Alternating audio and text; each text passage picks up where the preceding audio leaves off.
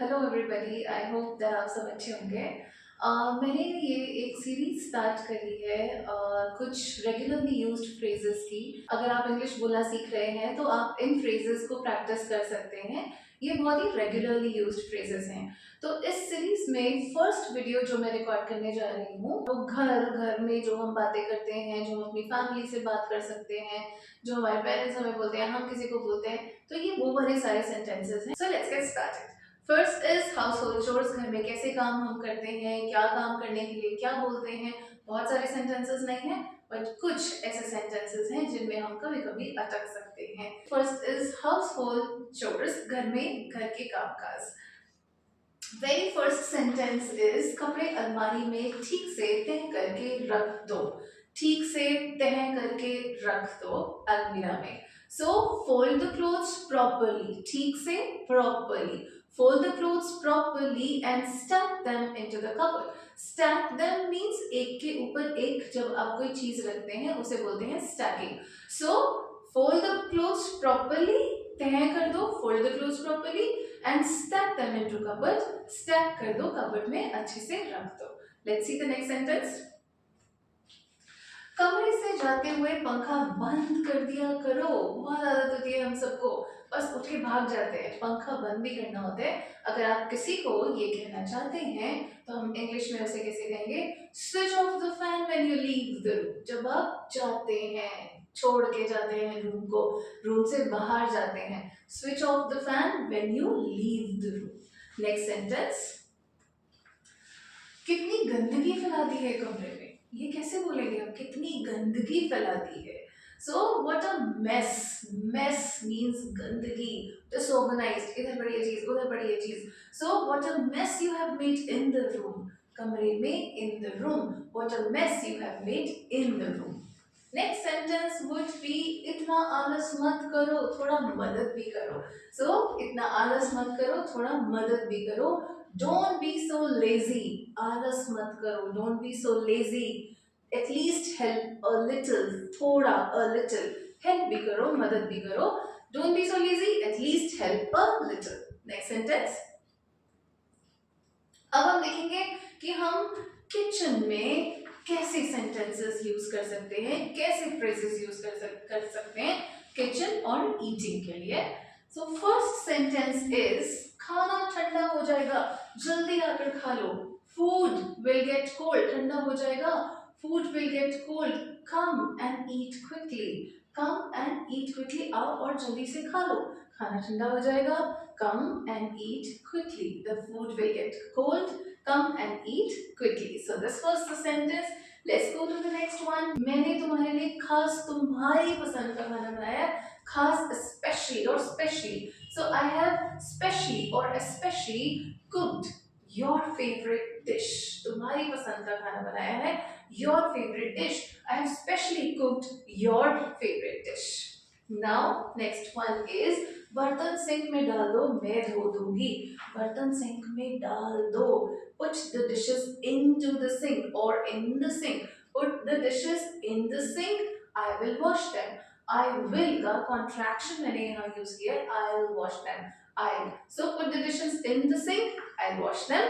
Next sentence is आज कपड़े धूप में सुखा देना। धूप में सुखा देना, in the sun. Put the clothes out in the sun today. Put the clothes out in the sun to dry today. To dry means सुखाने के लिए, सूखने के लिए. So put the clothes out in the sun to dry today. Next is study and discipline. पढ़ाई के लिए हम कैसे कैसे और डिसिप्लिन के लिए हम कैसे फ्रेजेस यूज कर सकते हैं. Let's see some phrases. पहले होमवर्क खत्म करो फिर खेलने जाना मदर्स का बहुत बड़ा चैलेंज है. बच्चों को बहुत एक्साइटमेंट होती है बाहर खेलने के लिए, पर हम कैसे बोले उन्हें कि पहले होमवर्क खत्म करो और फिर खेलने जाना. So how to say in English? Finish your homework first. खत्म करो, finish your homework first and then go out to play. तब खेलने जाना. Finish your homework first and then go out to play. Next is जरा TV की आवाज कम कर दो, मुझे पढ़ाई करनी है. Could you please turn the TV down a little? So turn the volume down a little, turn the TV down a little.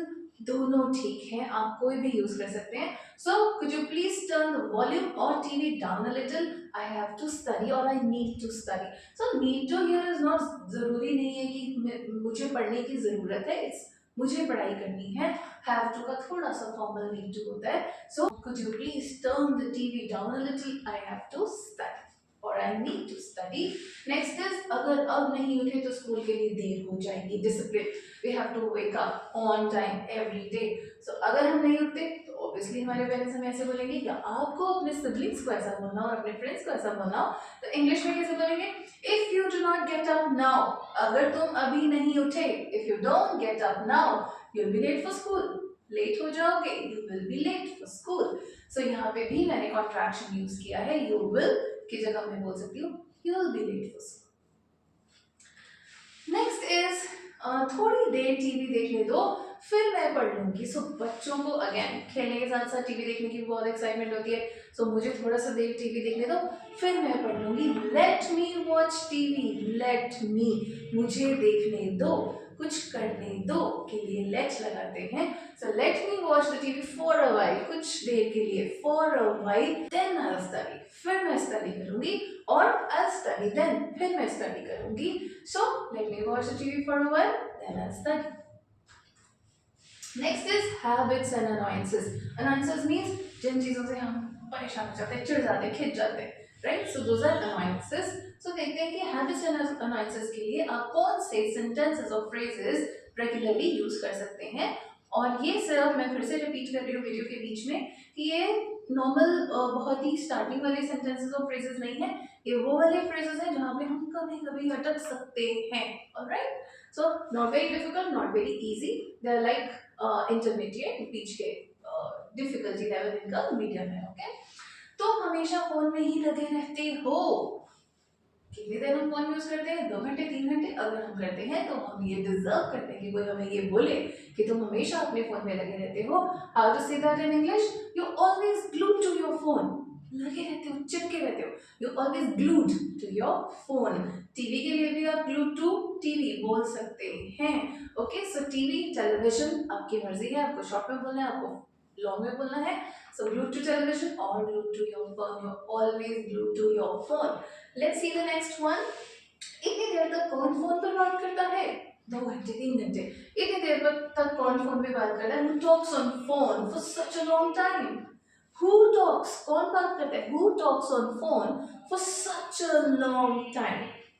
Next sentence is been बताए कोई चीज क्यों उठा ली. बिना बताए क्यों उठा लिया तुमने. सो बिना बताए कोई चीज क्यों उठा ली. Why did you take something without asking, without informing, बिना पूछे या बिना बताए, विदाउट इन्फॉर्मिंग और without asking. Why did you take something without asking और without informing. Next one is तुम हमेशा आखिरी रोटी ही क्यों खाना चाहते हो.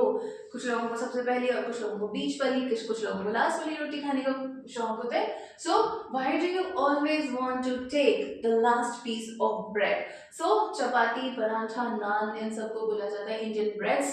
तो यहाँ चपाती बोलने के बजाय मैं बोल रही हूँ why do you always want to take the last piece of bread. Let's go to the next one. अभी है scoldings and complaints.